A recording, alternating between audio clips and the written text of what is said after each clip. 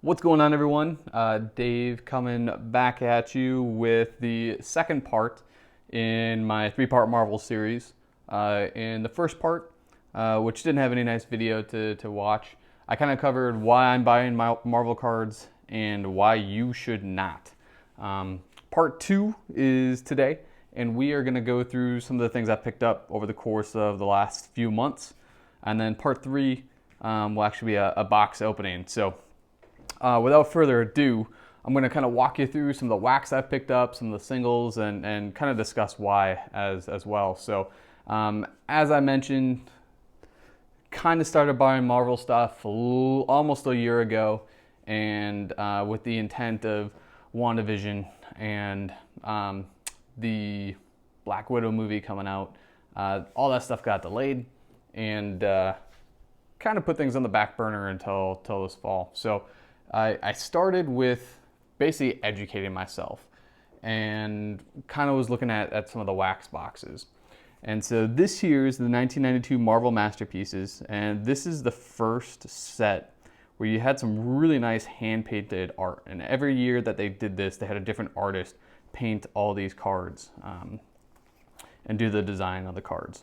And this is one of the most popular sets out there. They are sealed, and as I talked about in my previous video, they had some really large print runs, but finding sealed boxes of this is pretty tough, at least for the 92. I don't want to compare this to 2012 Prism, because 2012 Prism prices are super crazy when it comes to basketball and football, but this was kind of one of the sets that started a lot of the really cool Marvel artwork cards in the 90s. This box right now is, sales go anywhere from $300 to $400, and I think that one will end up jumping up in the future. And Marvel did these Masterpieces sets, or I guess Upper Deck, Fleer had this for a while. Upper Deck's got the rights and whatnot now, but every year for a handful of years. So this is the 93. This one is much easier to find. Still same print run of 350,000.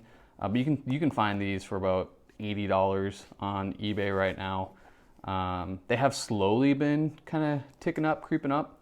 But again, to use the Prism example, even though it's not a great one for one, 2013 Prism is one of the Prism boxes, right, for football at least, that you can find probably the cheapest out of any previous Prism. Same thing with this. And then in 94 is when things kind of shifted from these small little boxes to kind of these larger boxes. And this is 94. This has the artwork from the Hildebrandt brothers, I think. This is some really cool artwork, and I'd say 94, 95, 96 have awesome artwork, very realistic, especially 95, 96. These, I've got multiple of these. I picked these up for about $100 each. I think right now they're doing like $130. If you are buying sealed wax, one of the things just to be mindful of is, these boxes are 20-something years old. You're going to have some slight tears and whatnot, or things are going to shift and kind of tear in as they're getting shipped. It kind of just is what it is. And the other thing to kind of know too is a lot of these sets didn't really have a ton of inserts or chase cards or anything like that. I think the Masterpieces 92 has one real insert set. 93 maybe has two. This one starts having like a gold signature series and stuff. I don't have it in the 95 or 96 Marvel Masterpieces, because those boxes, whenever they do pop up on eBay, are stupid crazy, like thousands and thousands of dollars for some reason, and really tough to find. Next up I got is, this is 95 Fleer Ultra. This is X-Men only, but the cool thing about this is all chromium. So every card in here is going to have the kind of that Topps chromy kind of look and feel to them. I actually got this box. This is not what I ordered. I ordered a 94 Flair, and so here's kind of an example of a 94 Flair. And ended up getting this instead. Didn't want to deal with the hassle of returning it, so I figured I'd just sit on it. But it is the X-Men. X-Men are returning the MCU, so we'll sit on that for a little while. Probably the biggest and most excited purchases I've made are the 95 metal. These are the cards that I think out of all the Marvel cards will just be shooting up. The cheapest sealed boxes right now on eBay I think are $1,500, and there's 2 left. But these are the 36 count hobby versions. I am no plan on opening these. I bought these solely with the intent of flipping them and selling them sealed, because I think this is the set that everyone's going to want. The PSA 10 pops are super low. They got some really cool parallels, some really cool artwork, and you're just not going to find a ton of stuff. That, and I remember opening a bunch of this when I was a kid. So I think these are the ones that a lot of folks are going to be after. And then the next couple sets of sealed boxes that I got to show, this was a cheap one that I got, I think for like $65. It's a Marvel Premium QFX 97. I really kind of bought it originally because I was like, I looked at the pop report and I think there's only a handful of cards. Like literally you could count on one hand how many cards were graded from the set. But I think they also have some pretty cool die cut parallels, and I've been going back and forth on do I want to open it and grade stuff or just keep it sealed. So I'm kind of watching some of the boxes on eBay. I think there's a few to see if those end up selling or not. And then the last box, Marvel Vibranium. This is one of the newer sets that I love. I think it's super cool. It's a great price. I've been able to find boxes under $100 previously. I think there's only one box in eBay right now out of Canada for like $150. So I've been buying these up, some to open, some to keep sealed and sell in the future. But watch the upcoming video, part 3 in the series, because we'll be breaking open a box of this. Spoiler alert, I already have filled that, but that's a pretty cool chromium kind of set. So that covers a good chunk of the sealed stuff I've bought. I've got duplicates of a lot of these boxes upstairs, just wasn't worth showing on the video. Next, I'm gonna go through the graded cards I picked up, and this is what's been really fun because the pops on these are super low because people just haven't graded these, and a lot of the stuff from the 90s, you know, it's really tough to find in a good condition.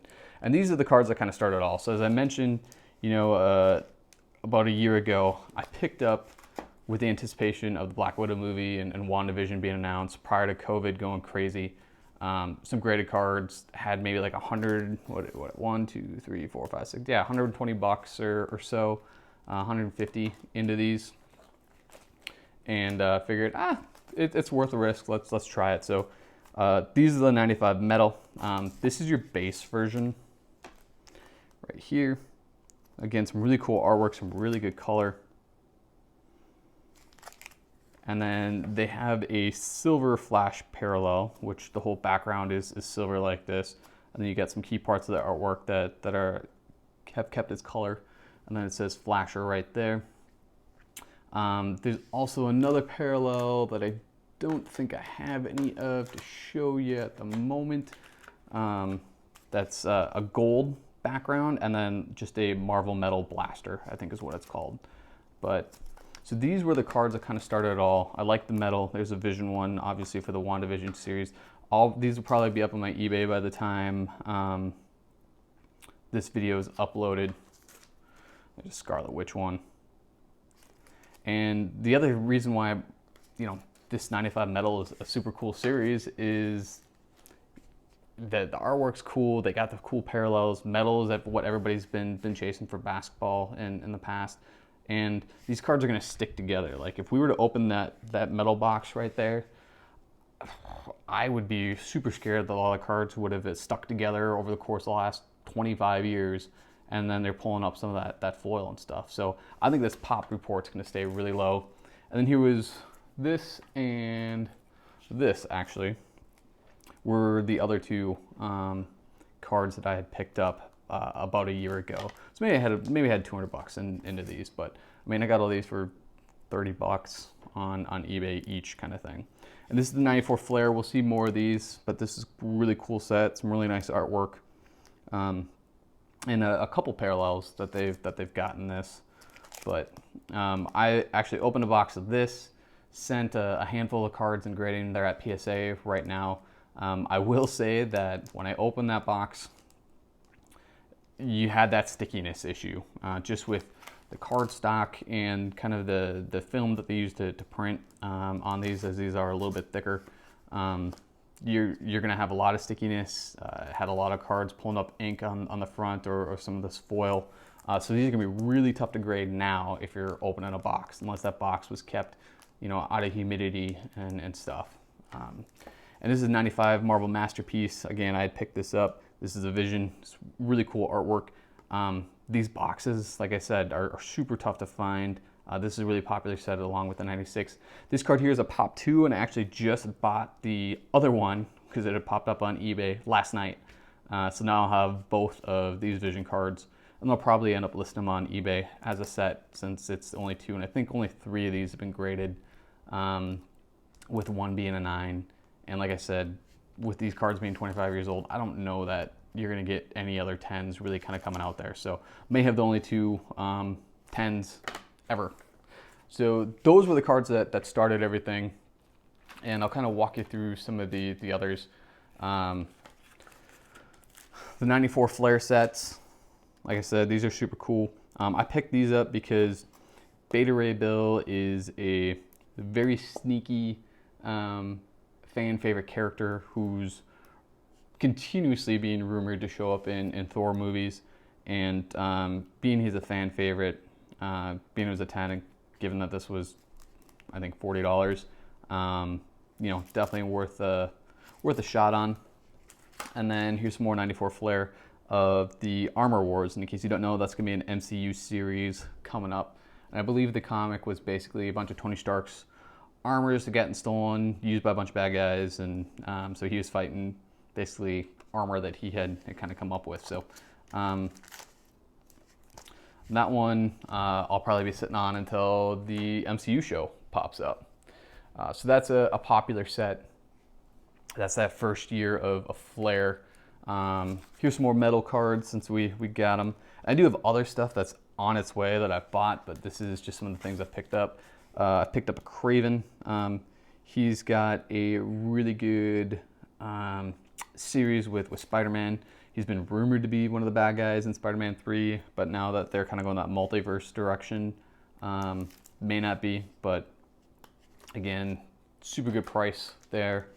Daredevil, he's rumored to be in Spider-Man 3 coming out later on this year, and Charlie Cox supposedly has filmed his scenes for it. These are just the base, these aren't any of the parallels.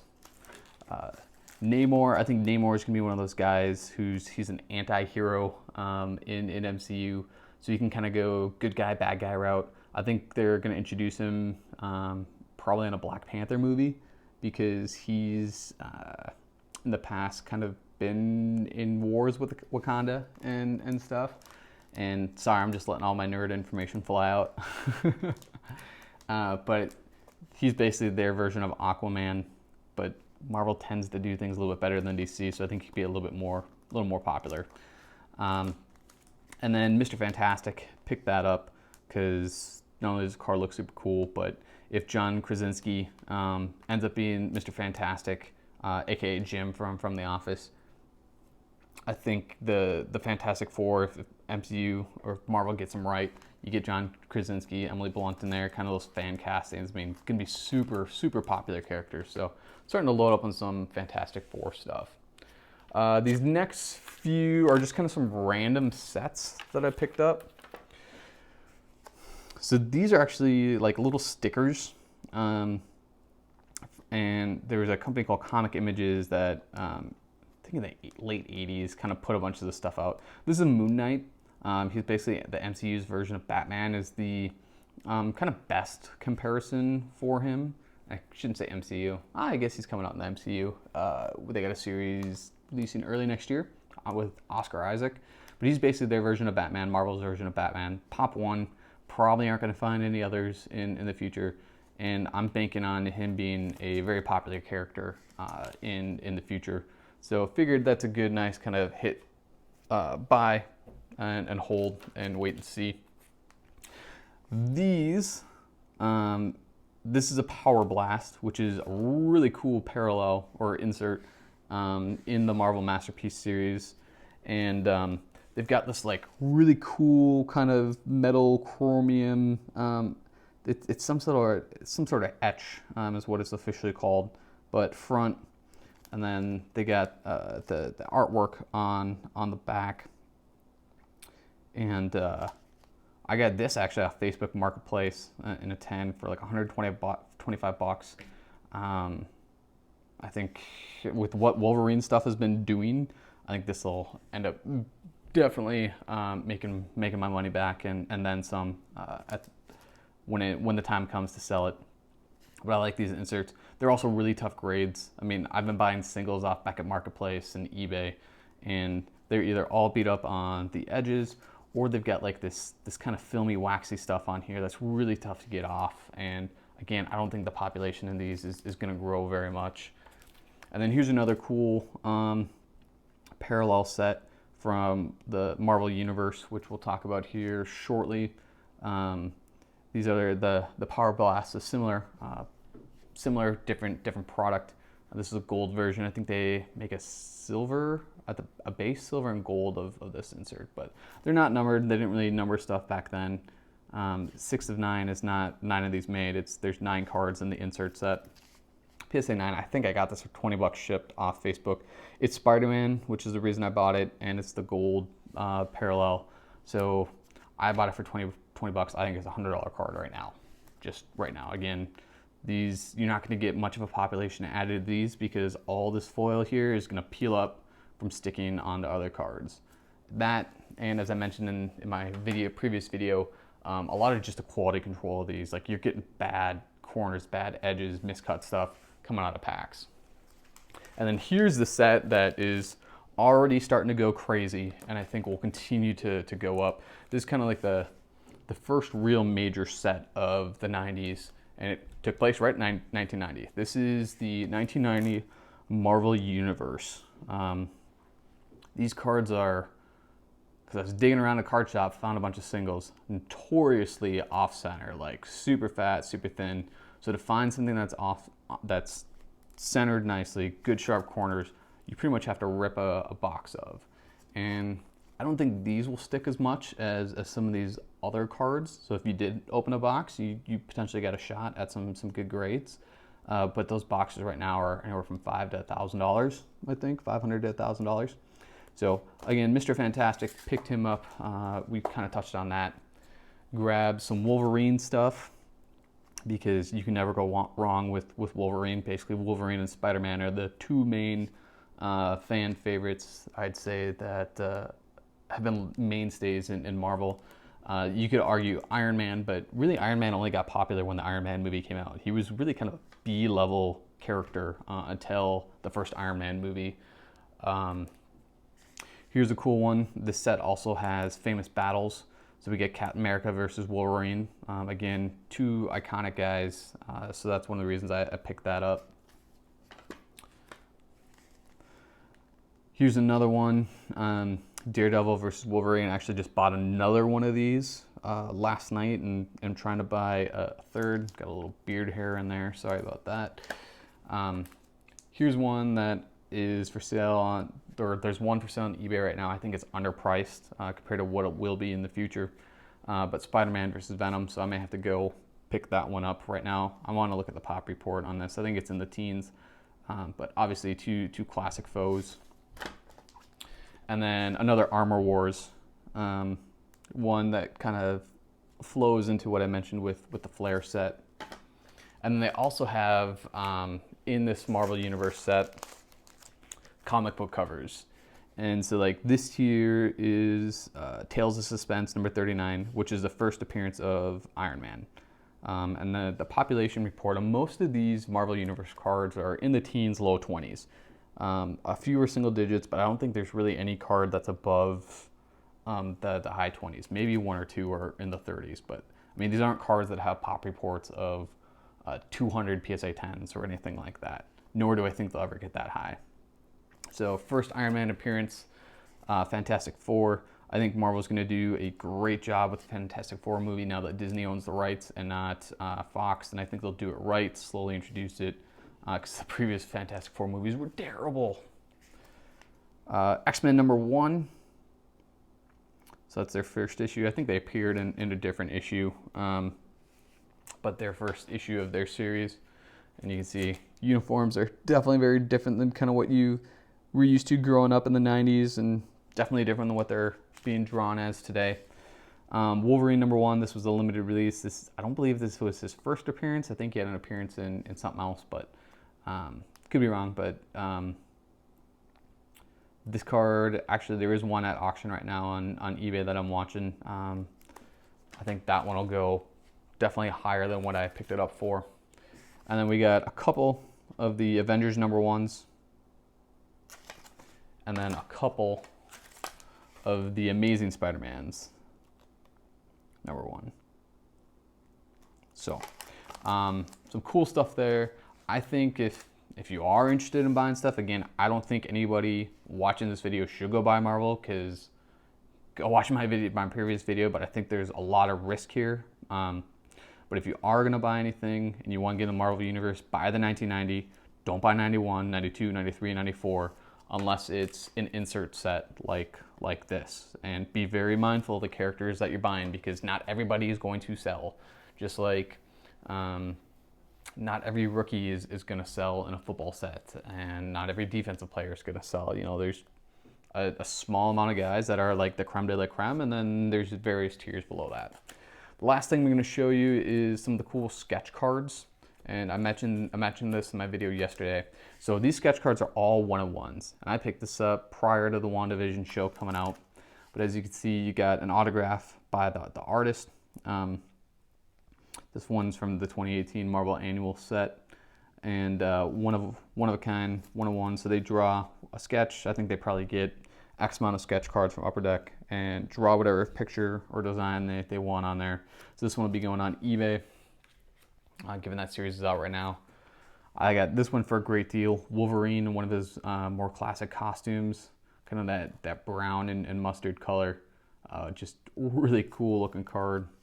Again, you got the artist name on there, 1/1. I think these are going to be just skyrocketing in value for certain characters. And these are actually ones that I pulled. I had opened some boxes off camera, really for fun to check these out. 2008 Marvel Masterpieces, I think. And I have no clue who this is. I'm kind of debating between two guys. I think it's either Archangel or, yeah, I think it's Archangel, because I think that's a wing, but I could be wrong. And then unfortunately, it doesn't tell you on there. It just says, hey, you got a piece of art. Also pulled a MODOK, who's a super cool bad guy. I really hope they adapt him into the MCU. Rumor has it maybe shows up in Falcon and the Winter Soldier. And then the last card that I had pulled, thought this one was super cool, but one of the writers, an autograph. So he used to do some Spider-Man writing. So it's not a Spider-Man autograph, but it's technically a Spider-Man autograph. But pulled that from a box, actually in the same box as this one, I think. I think those two were in the same box. So those are a good amount of the Marvel stuff I've picked up. It's not everything, because I still have stuff coming on its way, and other things that, you know, maybe were duplicates and stuff. But super stoked, super excited for them. I think Marvel's going to do some big stuff. But again, I'm not telling anybody here to go buy stuff. I am buying this stuff to make a profit and make money.